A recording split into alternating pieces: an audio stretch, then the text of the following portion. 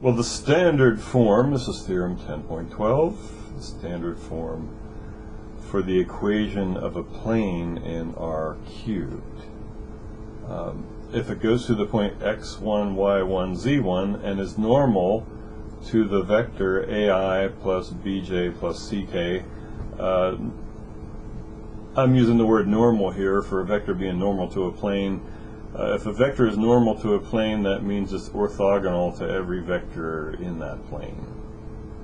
Alright, so if you want to think perpendicular, that's fine. Okay, so how do you do this then? Well, okay, this is kind of like a point slope form for the equation of a line, in a way.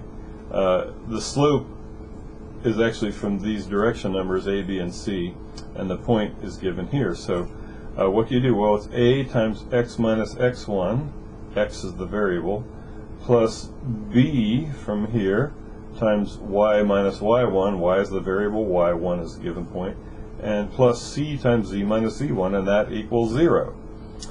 So here's a question: does it matter if the vector points in the opposite direction? In other words, what if it was negative a here, negative b here, and negative c here? And I guess you realize the answer for that is I just multiply both sides by -1. You got that fixed in a hurry. So with a little bit of algebra, and it's not too painful to do this, you can make it look like ax plus by plus cz equals d. I could even be real technical here. I could tell you what the d is. The d is ax1 plus by1 plus cz1. That's what the d is.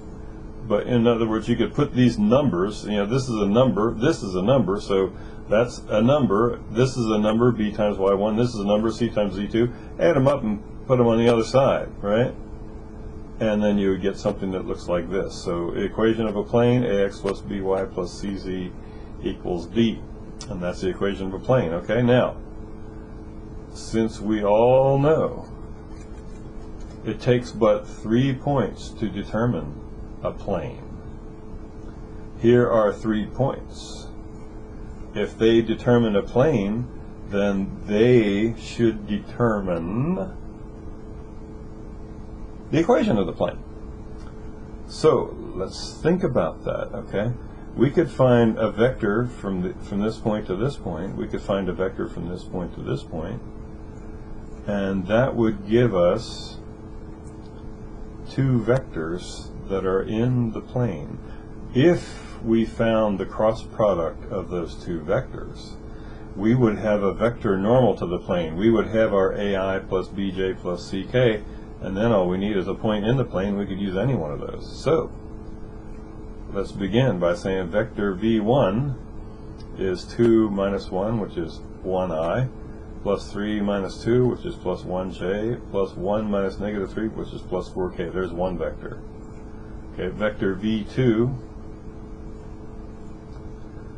is 0 minus 2i, so negative 2i, negative 2 minus 3j, so negative 5j, and negative 1 minus 1, so minus 2k. So there is vector v2. Now, what do we need? We need the vector that's orthogonal to these 2 vectors, and you say, well, I guess that means we would have to find the cross product of these 2 vectors, and the answer is you're darn right. So here's the cross product, ijk in the top, 1, 1, 4 here, negative 2, negative 5, negative 2 here. I'm making an assumption now that you're good with finding these determinants, so I'm just going to let my software do that, but I'll work out a little bit of it if you want, if it makes you feel better. I times negative 2 plus 20, so 18i, there you go. Minus j times negative 2 plus 8, so minus 6j, and then plus k times negative 5 plus 2, so minus 3k. So there we go.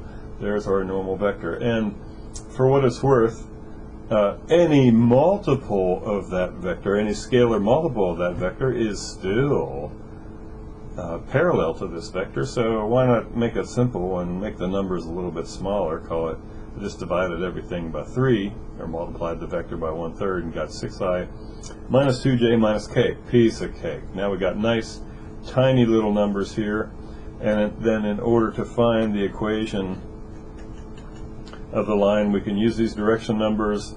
I'm using also the point 231.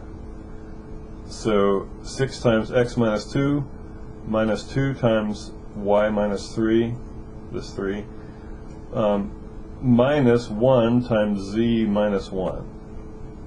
It would not be wrong if you made this 18, if you made this negative 6, and you made this negative 3 here instead of negative 1 out in front of that parentheses. I can't seem to get my pointer there. Yeah, right there. I could do that.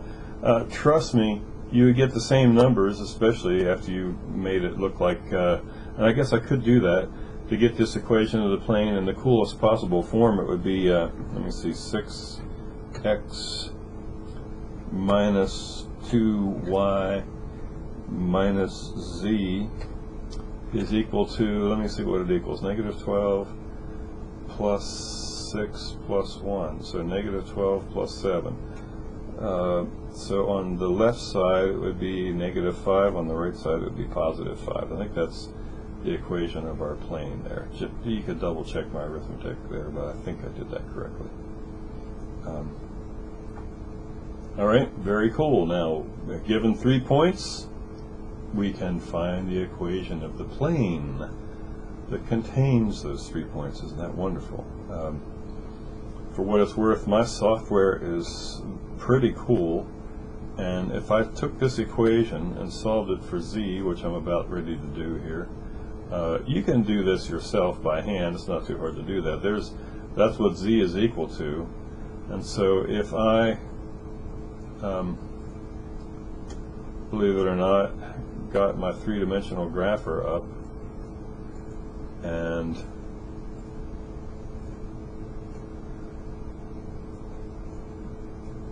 pasted, oh dear,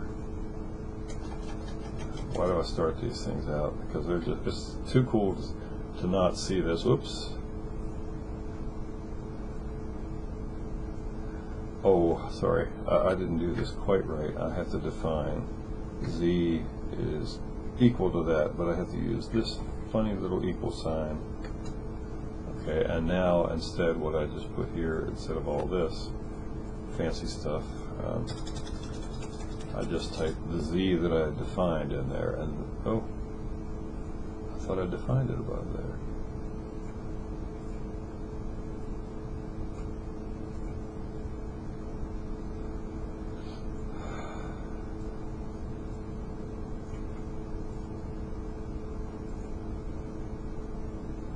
Can't believe I gotta go make this stupid video again. How's that? Okay, I figured what I was doing wrong. I forgot. I do solve it for z, but then I fill in z equals f of xy with my software. So what I graph is the function of two variables, f of xy, and this is that plane, and I probably can't tell, but 1, 2, and negative 3, x is 1, this is the x-axis. So x is 1, y is negative 2, and z is 3. You can probably even see the 3 on there. Well, anyway, those 3 points are in this plane. Just trust me on that one.